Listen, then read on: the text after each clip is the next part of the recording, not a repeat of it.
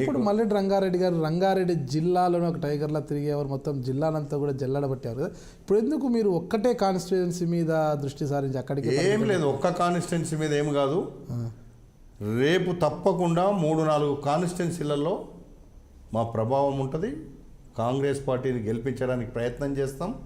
తప్పకుండా ఆ పనిలోనే ఉంటాం. కాంగ్రెస్ పార్టీని అధికారం తేవడానికి మేము ప్రయత్నం చేస్తాం. మీరు ఏం తేలేరు అంటే పార్టీ ఉపయోగించుకుంటే చేస్తాం, ఉపయోగించుకోకుంటే మేమేం చేయలేం కదా. పార్టీ ఉపయోగించుకొని పార్టీ తప్పకుండా అధికారంలోకి రావాలి, మల్లెడ్డి రంగారెడ్డి అవసరం కూడా ఉంది అనుకుంటే తప్పకుండా పనిచేస్తాం. లేదంటే మేమే మా అంతలో పోయి మీద పడైతే వద్దంటే చేయలేం కదా. 2014 ఎన్నికల తర్వాత ఈ కొన్ని రాజకీయ పరిస్థితుల కారణంగా మీ సోదరుడు రామిరెడ్డితో మీకు కొద్దిగా గ్యాప్ వచ్చిందంటున్నారు. కారణం ఏంటి? అలాంటి అవకాశం ఎప్పుడు రాదండి. అందరు ఏమనుకుంటారంటే ఇట్లనే నేను చెప్పాను కదా, కొన్ని ఫేక్ న్యూస్ ఇస్తుంటారు, వీళ్ళు ఇట్లా వాళ్ళు అట్లా. అందులో ఇది కూడా ఒకటి ఫేక్ న్యూస్ అన్నట్టు ఇవన్నీ.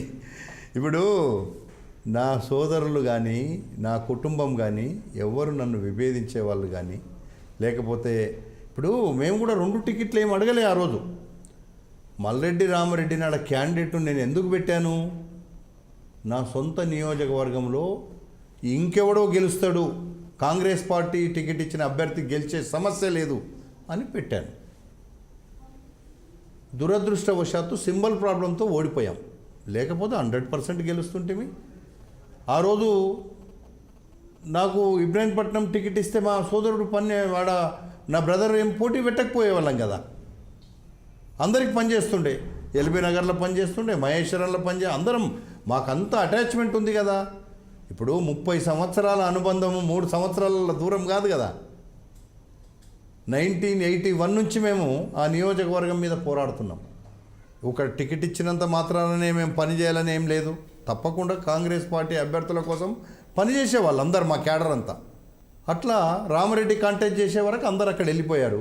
మీరు 3 సోదరులు కదా, 3 సోదరులు మీరు చివరి వారు పెద్దవారా? మీరు పెద్దవారు. 2 రామరెడ్డి గారు, 2 యాదరెడ్డి ఉన్నాడు. అతను వైస్ ప్రెసిడెంట్ ఉండే, మండల్ హయత్ నగర్ వైస్ ప్రెసిడెంట్ ఉండే. రామరెడ్డి ఎంపీపీ అయినాడు. ఓకే.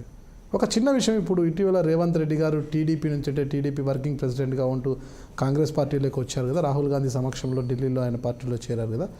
ఇప్పుడు ఆయన వరకు నెక్స్ట్ ఆయన సీఎం అని ఆయన భావిస్తున్నారు, ఆయన వర్గీయులు భావిస్తున్నారు, కాంగ్రెస్ పార్టీలో కొందరు అంటున్నారు.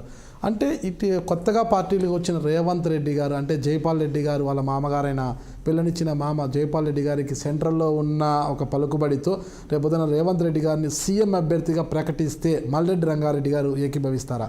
అధిష్టాన వర్గము ఏ నిర్ణయం తీసుకున్నా దానికి మేము కట్టుబడి ఉంటాము, అందులో ఏం అనుమానం లేదు. అధిష్టాన వర్గం పార్టీలో ఉన్నప్పుడు తప్పకుండా అధిష్టాన వర్గం నిర్ణయమే పాటించాలి. అందుకే నేను మొన్న అధిష్టాన వర్గం చెప్పింది కాబట్టి మహేశ్వరంలో పోటీ చేసిన. అయితే అక్కడ ఇబ్రాహీంపట్నంలో ఎందుకు పెట్టినాం అనే క్వశ్చన్ వస్తుంది. కానీ మమ్మల్ని నమ్ముకున్న వాళ్ళు 1000 మంది ఆడున్నారు. వాళ్ళను వదిలిపెట్టలేక పోటీ చేశాం.